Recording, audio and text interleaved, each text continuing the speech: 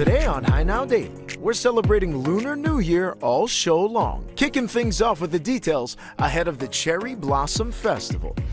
Then, stay tuned for a live musical performance from On the Rise artist Nick La'a. From Mauka to Makai, we're out here at Kualoa Ranch to learn all about their amazing cultural team building experiences. This and more right now on High Now Daily.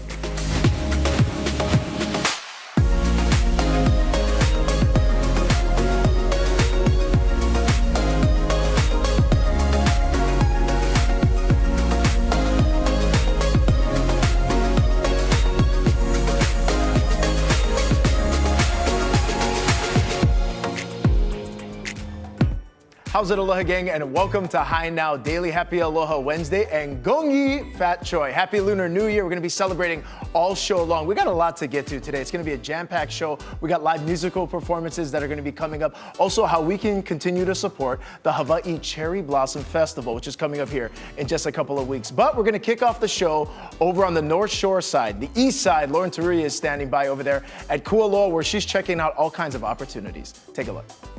All right, today I am at Kualoa Ranch here to check out their amazing team building experience. And I got the experts with me. I got Doug and Kamu here. Thank you so much for having me. Yeah, thank you for having us. I'm excited. I mean, what a gorgeous place to be. First of all, can you just tell me a little bit about your personal experiences here at Kualoa Ranch? Yeah, so I've been here at Kualoa for 8 years. I love it here. I love the area. It's not a bad office to have.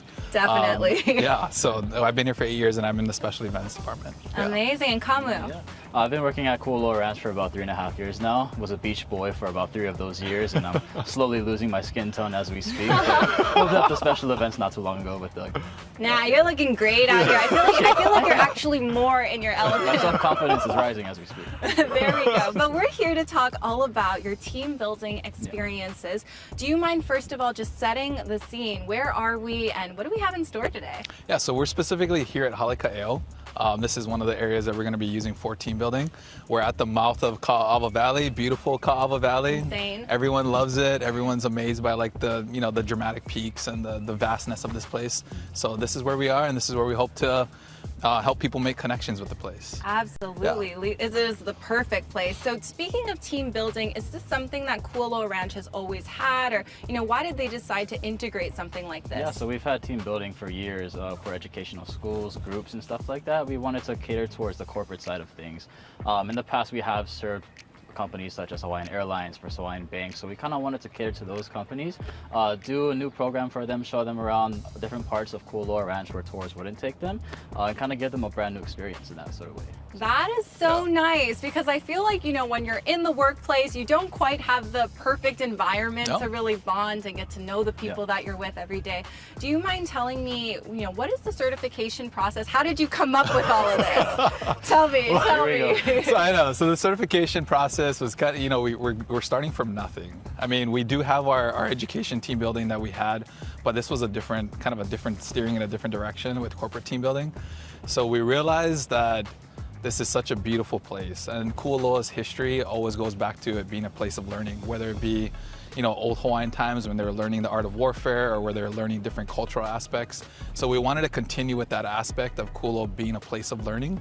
And what better place to learn than being out and outdoors in a beautiful place, making connections, learning from one another, learning from the land. And so that's where we realized that there was a unique need for this, to get people out of their offices, from their places of work, and immerse them in the culture.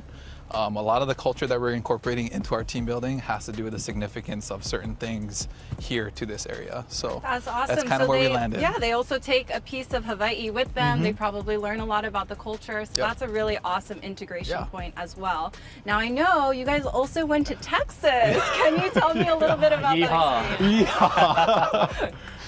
Texas was a trip, man, because I was born and raised in Houston, Texas, so it was cool to come back home, and of all places, Kualoa Ranch taking me back home, so it was kind of like a full circle moment for me.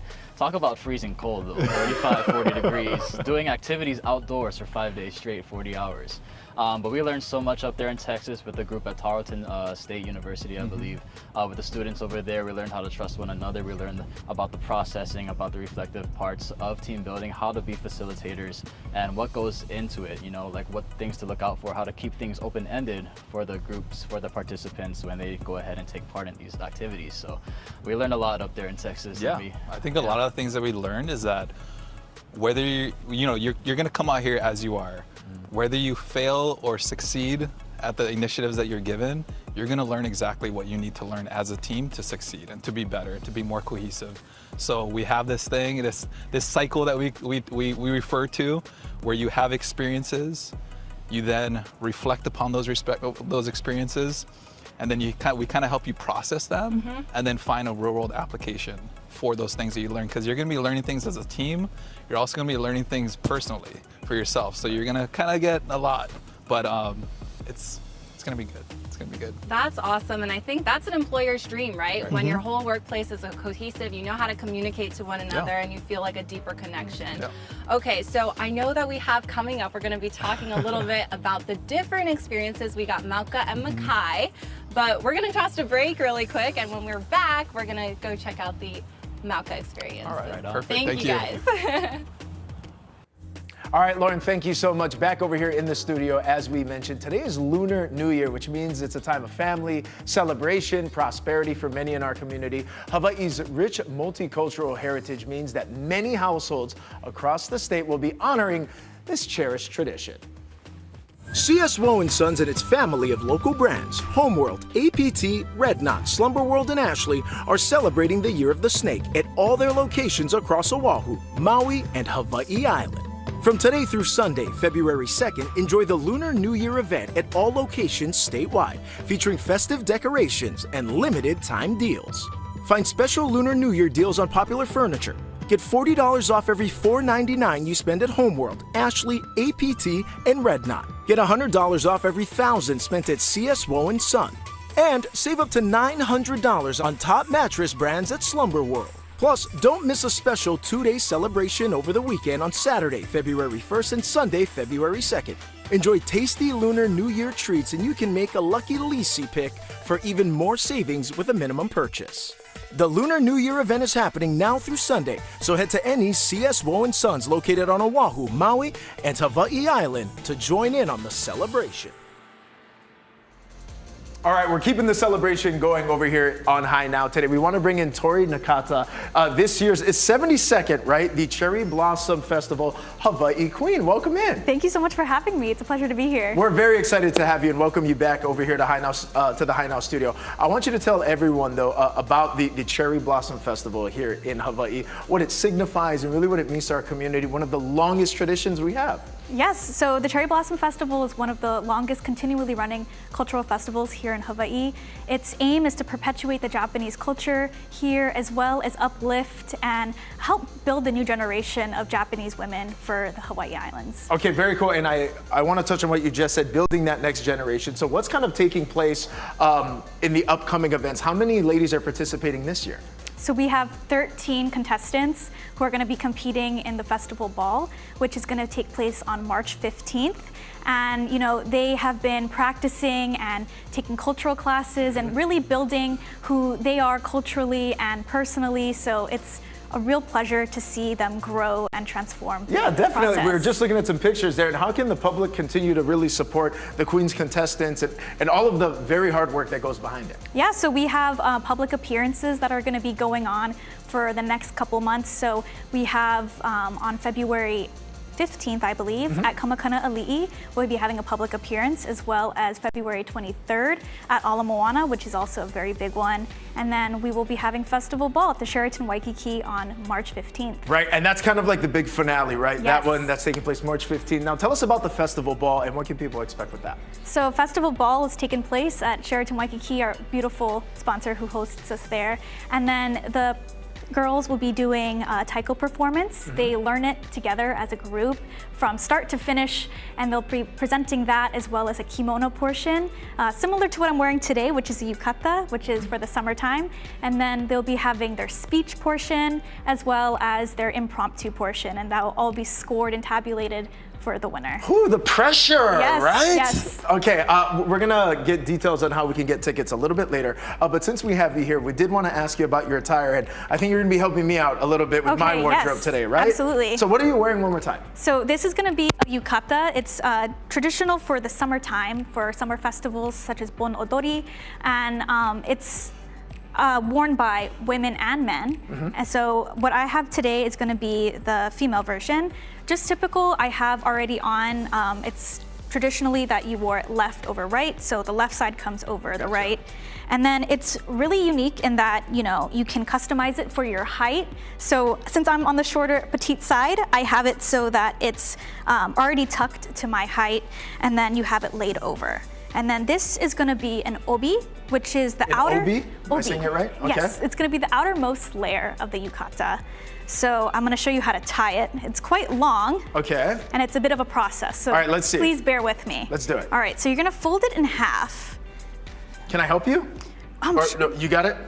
I'll demonstrate. You got it. Yeah, you got yeah. it. And maybe you can practice Okay. afterwards. And then you're gonna have it over your left-hand side. Okay. And then depending on the length of your obi, is gonna be the determination of how many times you can wrap it around. Let's see. Mine is on the shorter end, so we will only need to wrap it around maybe once. Do the colors as well kind of signify and mean different things? So traditionally for the summertime, you know, it's like brighter colors. Okay. And no really significance for different colors. It's just a time to be fun and, you know, celebrate the summertime. Yeah, for sure. So then once we have it tied up like this, it's similar to origami in which you fold fabric. So we're gonna fold the bottom corner so that it's a triangle, and it's similar in size to this one that we already have tied up here. Gotcha. And then like how I said earlier, left over right, this short side on your left-hand side is gonna come over, tucked under. So that's gonna be your first knot. The first we have First more knot. knots coming? Just a few. Just a few. Just a few. Okay. All right. So How long did it take you to learn this? So we actually have a cultural class that teaches all of us how to do this so that we can, you know, teach our friends, family, and then show up for other cultural events we are later. very grateful to have you. You're teaching everybody at home right now, and including myself. And then on the long side, you're gonna quickly accordion this so that it's like the foundation of your bow, right? Mm-hmm. And then you're gonna pinch the middle. Wow, in hindsight, I'm glad you didn't let me help you. Pinch the middle, Okay. yeah. And then this piece that you had earlier is gonna come down the bottom and through that little hole that you had created earlier with your first knot. Tighten it. It's gonna have your little bow there. Mm-hmm. And then this extra tail you can tuck into the base of the foundation of your obi. And then you're simply gonna turn. The knot goes in the back? Yep, knot goes in the back, and then you're all set and ready to dance the night away. Yeah. That is beautiful. Thank Okay. you. Now you touched a little bit as well on the festival ball, which again we will provide information on how to get tickets. But what has this meant to you to be able to represent and you know what all of these contestants are going through, all of these ladies are going through as well. But what has it meant to you? It's really been like a once in a lifetime opportunity for me. It's been so transformative, and it's a pleasure to have my family also be there for me so that they can witness me, you know, embracing my culture and proudly representing Hawaii. Very cool. Tell everyone as well at home, how do we get tickets for the festival ball? How do people continue to get more information? Absolutely. So you can log on to cbfhawaii.com to purchase tickets and support the girls and the future generation of Japanese women. There you go. Tori, thank you so much for being here, and you wear that crown. Amazing. Thank you for so the much knowledge for having today. me, and happy Lunar New Year. Happy Lunar New Year. Hey, stay with us on High Now Daily, because coming up in just a little bit, we've got local musician Nick La'a, where you can watch him perform this weekend and how he has benefited from the Henry Kapono Foundation's On the Rise program. Talented Brada. Plus, how Kama'aina and visitors can get the opportunity to learn about tea being grown here in Hawaii. You're watching High Now Daily. Come on back.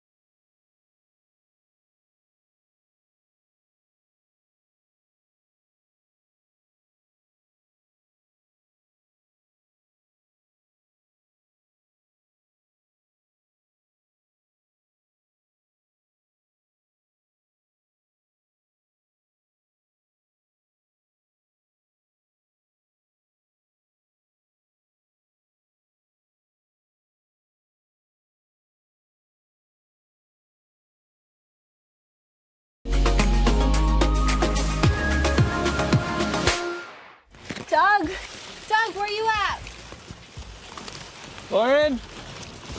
Lauren? Oh, there we are. Now we just messed it, but we're down here in the Mauka experience, and gosh, it is gorgeous. Doug, can you just talk about where we are right now? Yeah, so we're at the mouth of Kaava Valley, but in a different area. This is one of the spots that our agricultural department focused on planting a lot of the canoe plants. Okay. And some of these things are going to be talked about in the team building. Nice. So we have, sugar canes, which we just emerged from. We have sweet potato, we have banana, we have kalo or taro, we have coconut. So we have a lot of things that are in this area, and there's a lot going on, but it's very, not only beautiful to look at, but it's going to be fun bringing groups out here and doing initiatives with them. Absolutely. Can you talk to me a little bit about how the culture plays into what you have for team building exercises? Yeah, so the culture is very, very important. And I feel like that's one of the main reasons why people should come here, is because instead of doing it in a school or classroom setting or even a business setting, what better place than to just do it in nature? I know. We touch on a lot of the cultural significance of this area. I think nature is the best classroom.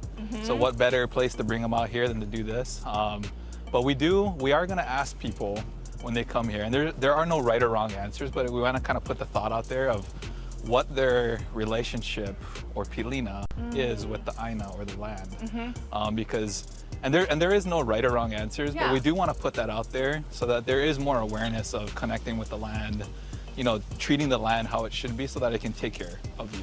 That is a really unique aspect. Yeah. And there are a lot of different team building opportunities for people, but what would you say kind of makes this one special? I think it's exactly that. Before Kualoa was a ranch, there was a lot of cultural significance. This was like the stronghold of Oahu. I still like to respect it in that manner.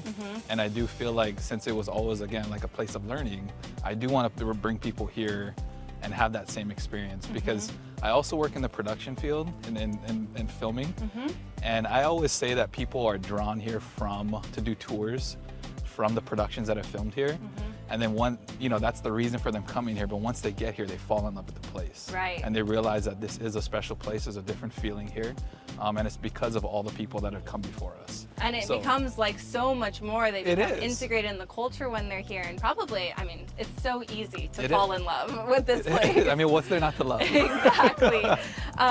I also wanted to ask, I know you don't want to give it all away.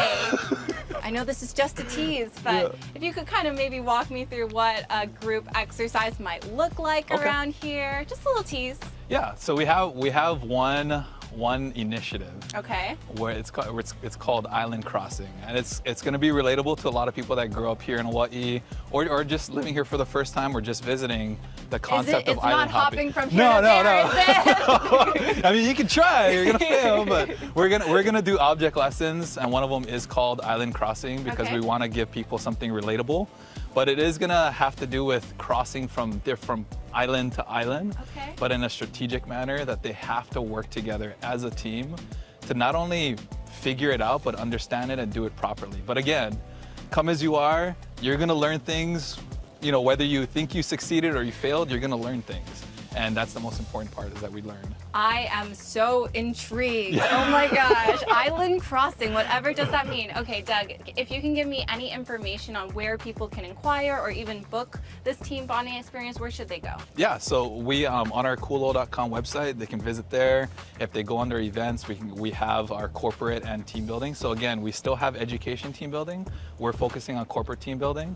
If you visit our webpage and click on the link for team building, you'll then have a fillable form. So if you're interested, go ahead and give us your information. Myself or Kam will reach out and we'll get you connected and find out what we can do for you and make it customizable, because we do want to accommodate different numbers or different group sizes. Yeah, I can tell how much intention and love you put into this entire planning process. So thank you so much for showing me around. And I think I've got a scheduled time with Kamu over there on the Makai side. Yeah, let's go. Thank you.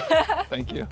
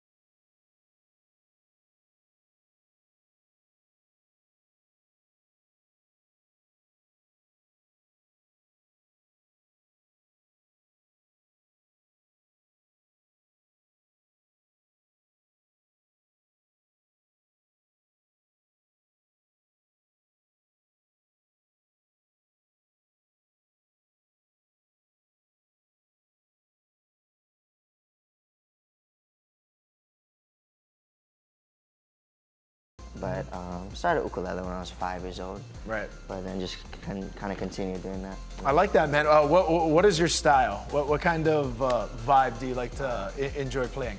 I love all kinds of music, man. I like R&B. I love my Hawaiian music, pop. Let me know what you want to hear. Oh, there you go. That's what you want to hear. I got you. All right, man. So you're also a part of the On the Rise artist program through the sir. Henry Kapono Foundation. What is it like being mentored like by a legend like that and having that opportunity? Man, it's crazy. When I got accepted, I was pretty stoked because, I mean, like I said, Hawaiian music's been in my house all the time. So I grew up listening to Henry Kapono, and to be able to yeah, just hear some wise words from the legend. It's an honor, and it's been helping me a lot with my career too. I was just gonna ask you about that. So how has it helped you? A lot of the artists we talk to say, you know, especially when it comes to gigs and being able to perform, in what ways has going through the program kind of impacted you as an artist? You know, just being exposed to a lot of great musicians, looking like Alex Kawakami is on the screen right now. It's just another great guy that I was able to meet up with and just jam with, and yeah, just being around legends and people that are in the business and giving me just great ideas and good ways to kind of work through the avenues of the music business. It's been a real treat for me. Very cool, brother. What's next for you, man?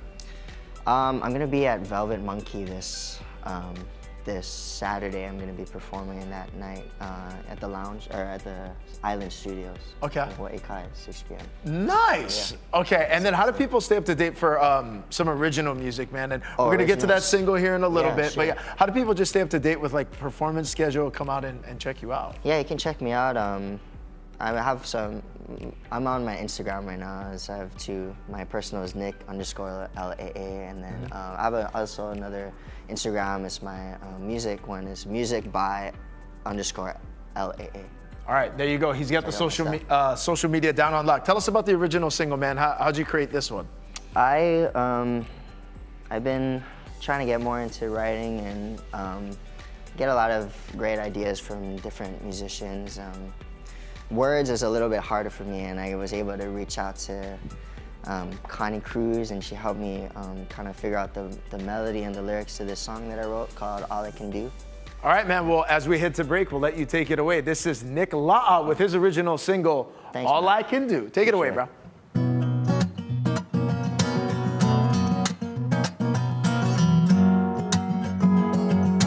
I can't get past your eyes.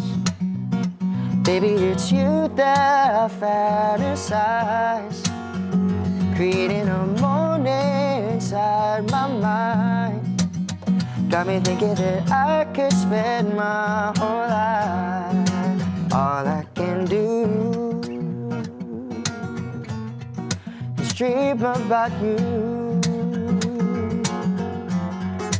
All I can see is you right next to me. You make me wanna fly into the morning sky. All I can do, babe, is dream about you. Breathe you in like a melody, feel you as your serenity. I could dive in. Oh, listen, baby, stuck in my head like a melody. Take you and give me clarity. I'm so infatuated, babe.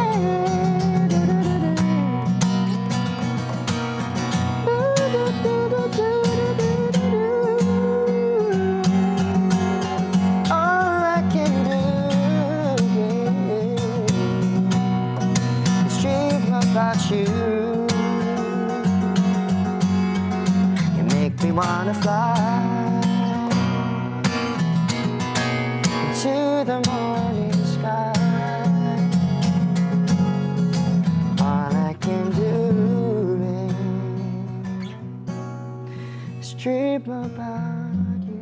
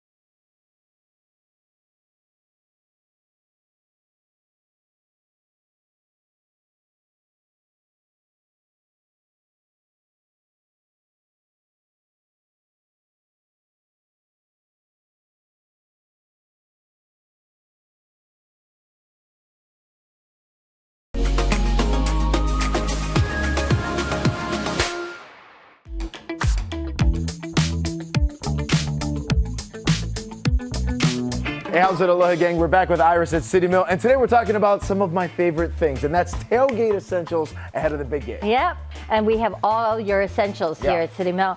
Everything from garbage bags, because you know people make a lot of rubbish when they're at your party. Cleanup is important. Cleanup is important. We have soda and we have grills, all for your tailgating needs. We also have great coolers, like this is great. You can have really great iced tea in here for the kids or juice, and you don't have to worry about them while you guys are drinking cans of soda. Other stuff. Yeah. Okay, all right, so we got a lot over here on the table. You mentioned as well, these are like the barbecue essentials to take that BBQ to the next level. Yeah. We have, of course, you're going to need your spatulas and your spoons and all the kinds of things to make sure your grilling is going well. We have these great grilling skillets. These are really good for like vegetables and small types of things, shrimp, mushrooms, stuff you want to put on a grill. You want to have that grill flavor, but it'll fall through your grates. So you want to use something like this. This also comes with a handle, so you can put it on there, and when you're ready, just take it all off. See, that's perfect too, and very practical. We lose so much good food to the barbecue because it falls down. And you know, people like to make fancy stuff, right? So you're cutting up all your small vegetables in here, and the best thing is barbecued mushrooms. That is like delicious. So you want to make sure you have that so you're not losing it in your grill. We also have what they call a chimney starter. Everybody knows that you sit there and you put the charcoal on here and you wait. And you wait, and you wait some more. And you wait, and then maybe by halftime, it might be ready to eat something. With a chimney starter, you can actually have your charcoal start faster. It goes like 10 to 15 minutes, and then it's all ready to go, and you can just throw it in there, and you can grill. Right, charcoal goes on top and whatever fire starter, you can use kindling, you can use newspapers, you can use whatever. You put it on top of the grill like this. What happens is the air forces everything up. It gets all your charcoal hot at the same time. Once you get it all nice and gray and all ready to go, just pour it in. That's it. There you go. And now with this Weber grill as well, maybe you're having a two-person tailgate party though. This is going to be perfect for you. Yeah, this is very good for that. If you're going to the beach and maybe doing something like this, this is the one everybody uses. But we also have bigger grills. We have propane grills also. You got the chair. Everybody has chairs. You better have chairs in your trunk when you go anywhere, because you don't know if they're going to have enough chairs in the house. So these are always great. They fold up really easy and very lightweight. And then these are always super convenient for the big party. Oh yeah, Pepsi, Diet Pepsi. We have other types of drinks you can take with us. Besides, we have cases of water also for all those people who just want hydration. And of course, you need your cleanup bags, because who doesn't take a big garbage bag and tape it to your wall so you can throw all your stuff away? Everybody does that. That's right. And this is Husky. This is heavy duty. Going to be perfect to clean up all the Opala, especially once the game wraps up. What's the best way to get their hands on all the good stuff? Oh, visit any of our 8 stores or come see us on citymill.com. There you go. We got a little bit of something for everybody today. Again, this is Tailgate Essentials, and we're going to be doing an awesome giveaway. If you head to High Now Daily, we got more details.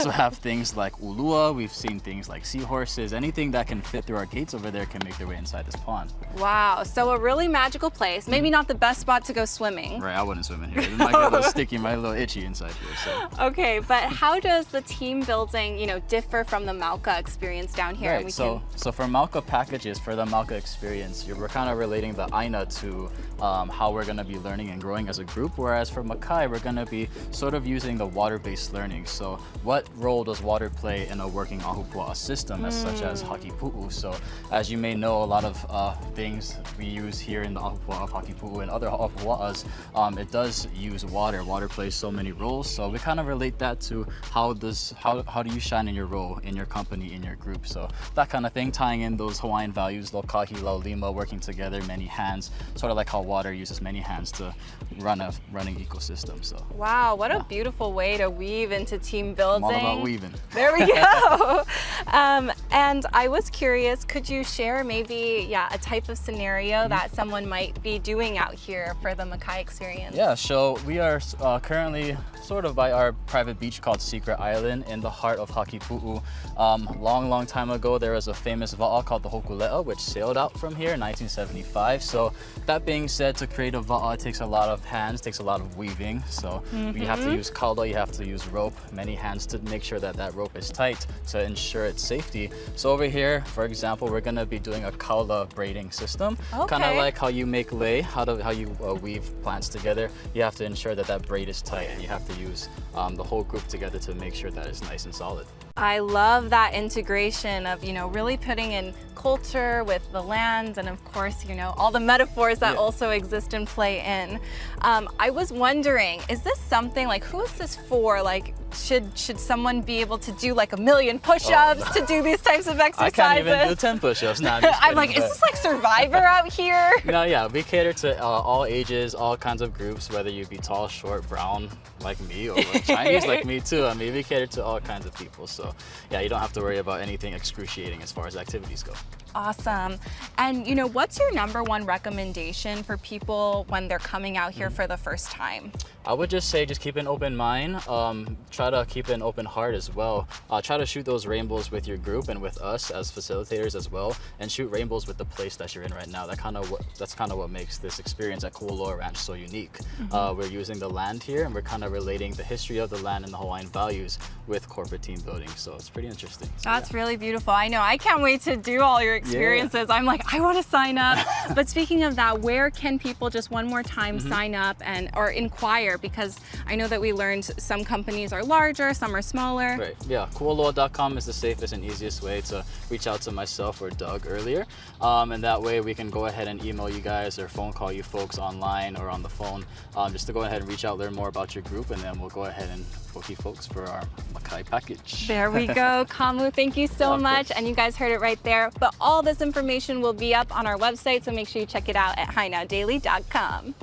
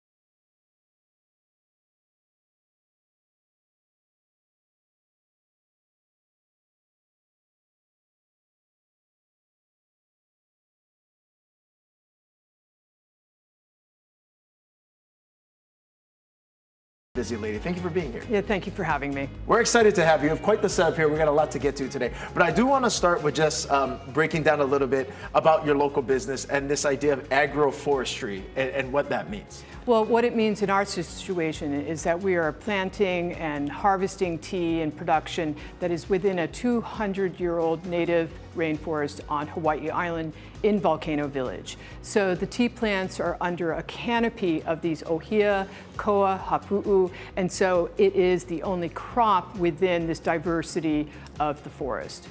Now, you mentioned this forest, again, 200 years old, and we have bits of it here with us in the studio today. Yes. Tell us a little bit about what we're looking at over here. Okay, so the tea plant is referred to as a Camellia sinensis. It makes the white, the green, the oolong, and the black teas. So we are growing our teas and harvesting at a 4,000-foot elevation. Within that elevation, it is under a canopy of these hapu'u ferns. We also have ohia and koa. So this is sort of representational of shade-grown teas that are happening. And shade-grown teas, no matter where you are doing throughout the world, have a higher level of L-theanine, and that is the relaxant in tea. So we have caffeine, L-theanine, and the tea goes into our system like this. It then goes out of our system like this. With our coffee, we love our coffee farmers.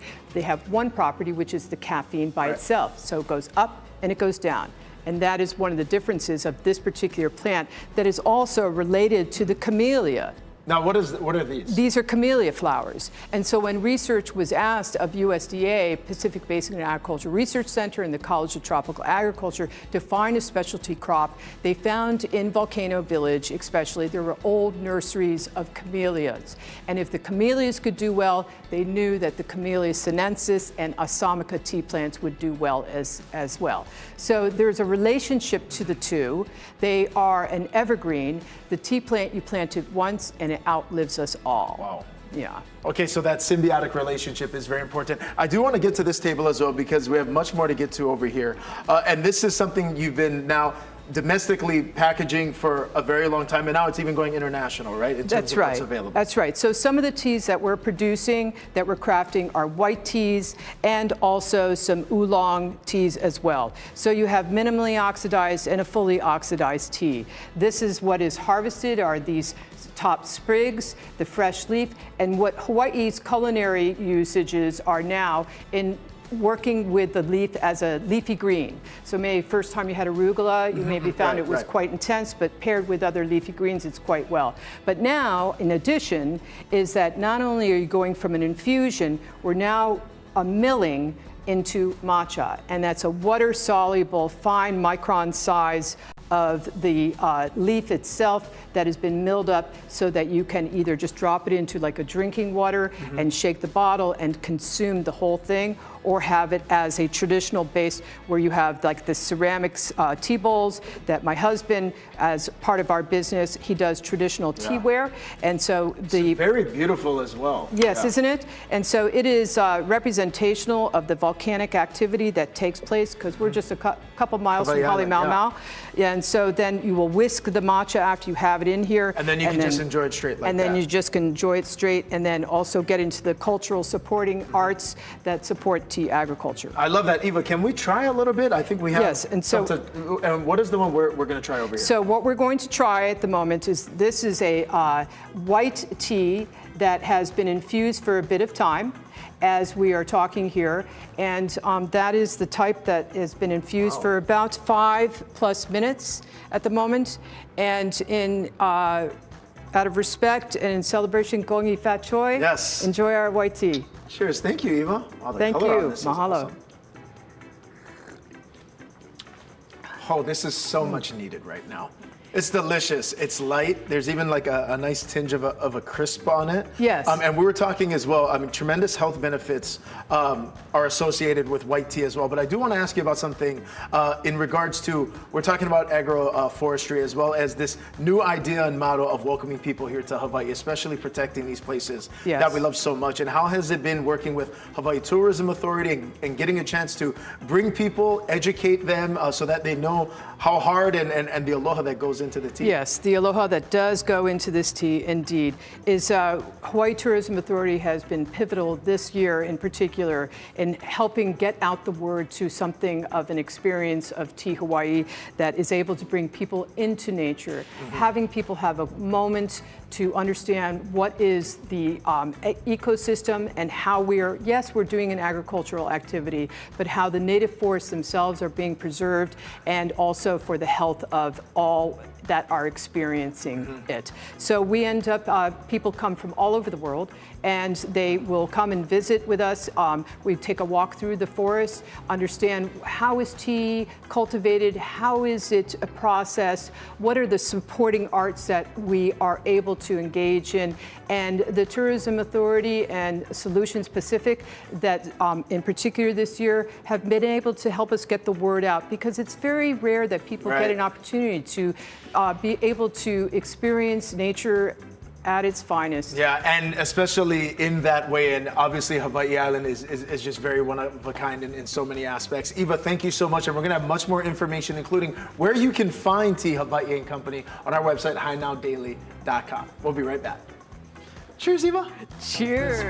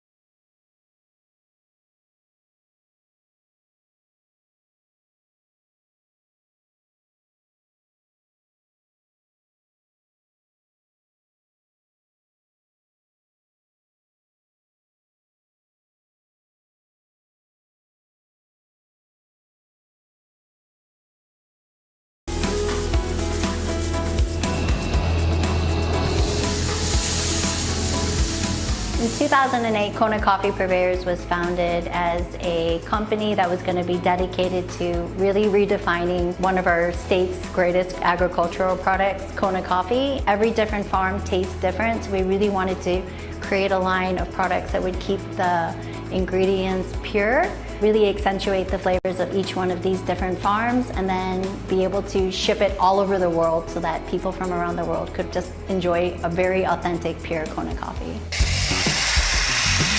In 2016, Kona Coffee Purveyors opened their cafe in the international marketplace.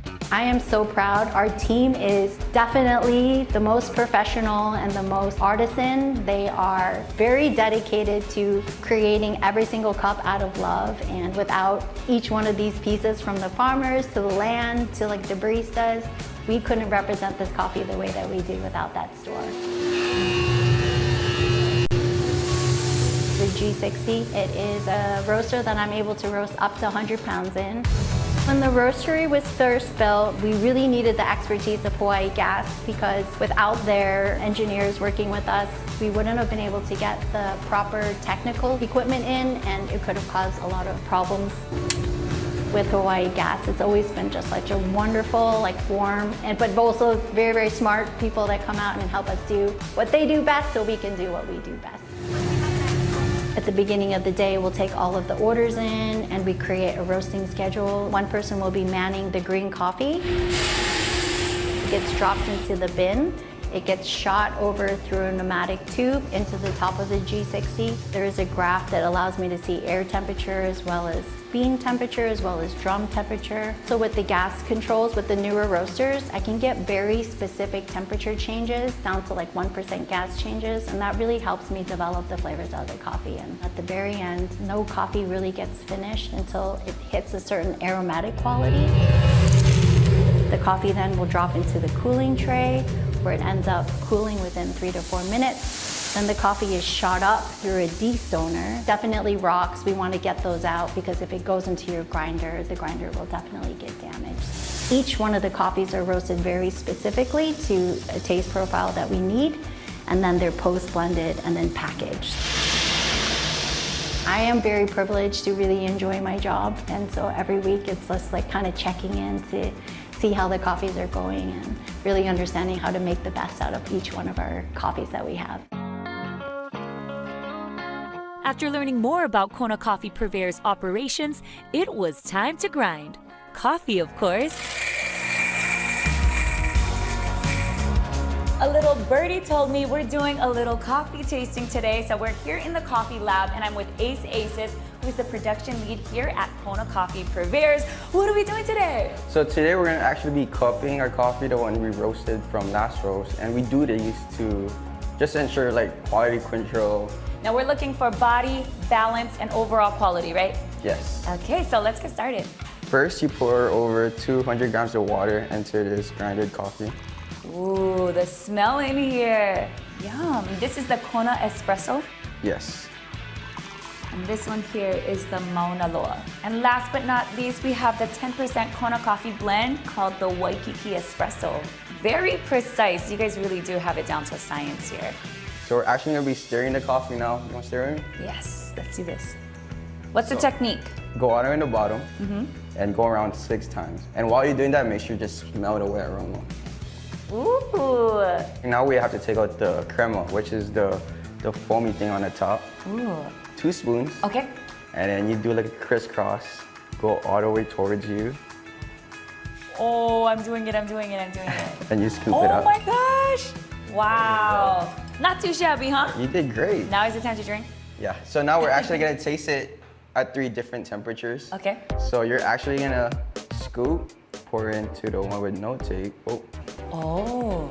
And then give it a taste. Okay.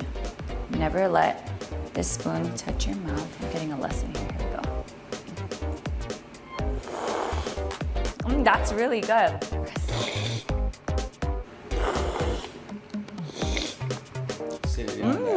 If you're more into dark chocolate, you can try the Kona Espresso.